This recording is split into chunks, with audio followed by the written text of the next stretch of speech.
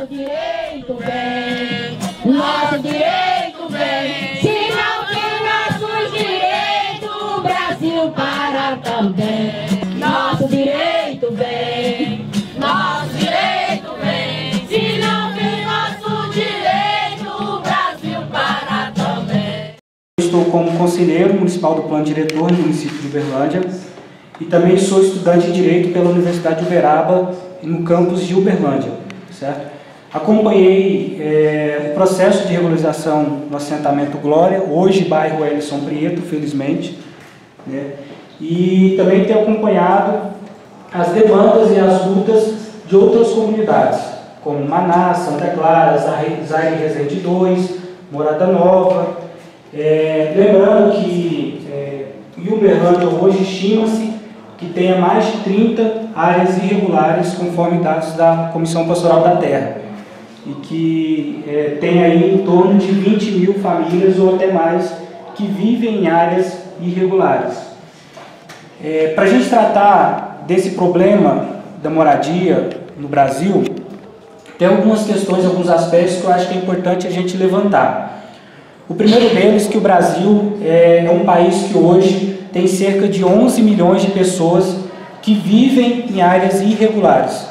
E quando eu estou falando de áreas irregulares, são áreas em que não tem o título, não tem acesso a esgoto, não tem acesso à água, não tem acesso a asfalto, não tem acesso a nenhuma condição básica de vivência dessas famílias.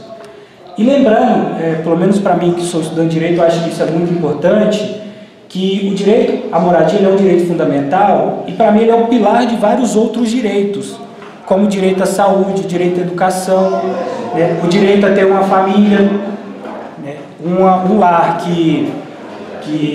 uma casa bem estruturada, com condições de saneamento básico, favorece para que você tenha acesso a outros direitos, né?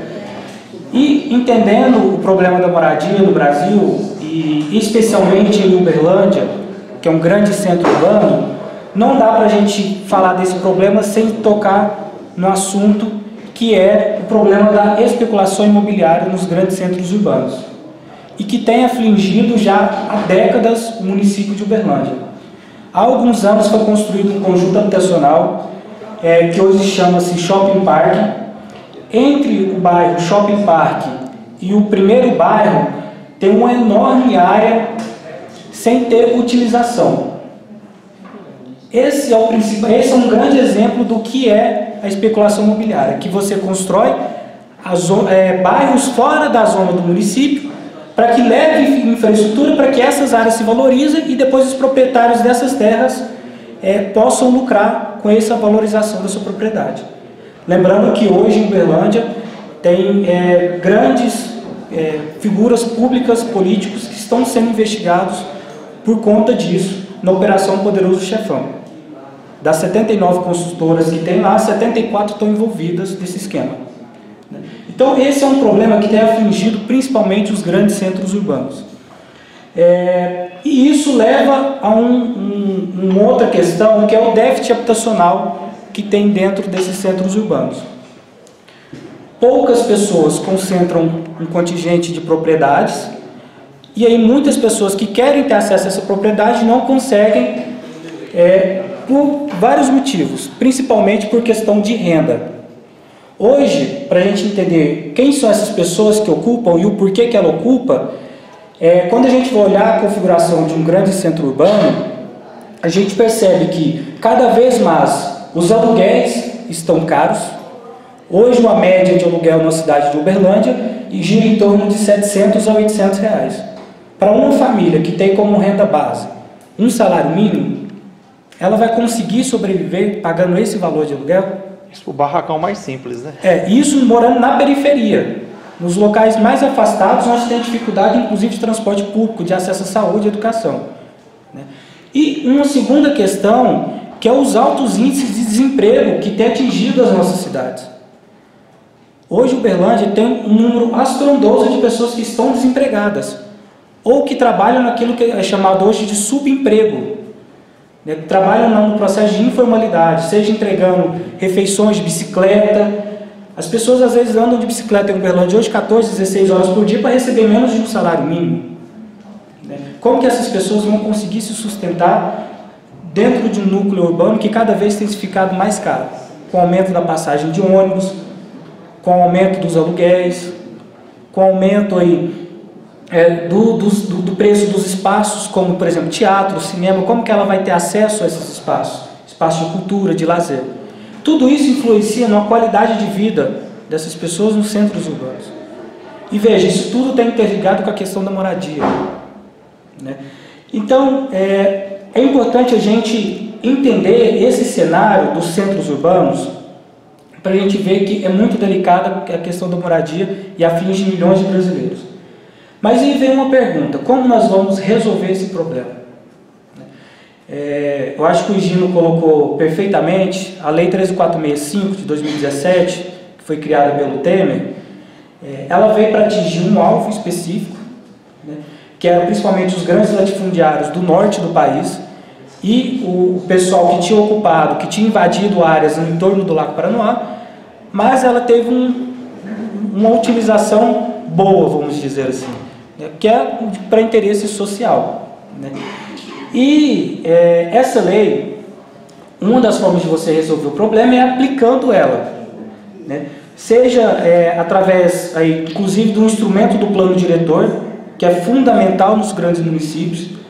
E aí, vale lembrar que hoje o município de Uberlândia, o plano diretor dele, que tem que ser renovado de 10 em 10 anos, tinha que ter sido renovado em 2017, até agora não foi feito esse processo, por falta de um dos princípios, que é a participação popular, certo? Então hoje em Uberlândia, tecnicamente, não tem um plano diretor que rege a questão da expansão, do dimensionamento do espaço público, Mas também tem um outro instrumento que infelizmente vem sendo sucateado pelo poder público, que é o programa Minha Casa Minha Vida, que garante acesso à propriedade a famílias de baixa renda, em que inclusive esse programa tem sido sucateado e provavelmente vai ser extinguido muito em breve.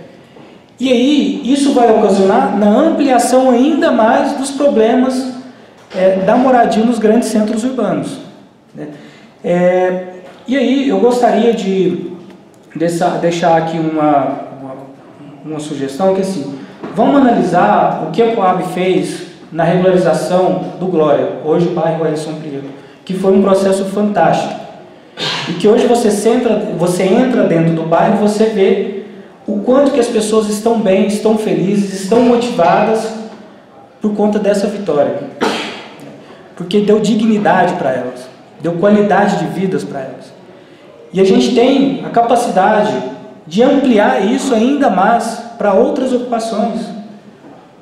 O Maná, o Santa Clara, o Zaire 2, o Fidel Castro, Morada Nova, são todas áreas que podem ser regularizadas da mesma forma.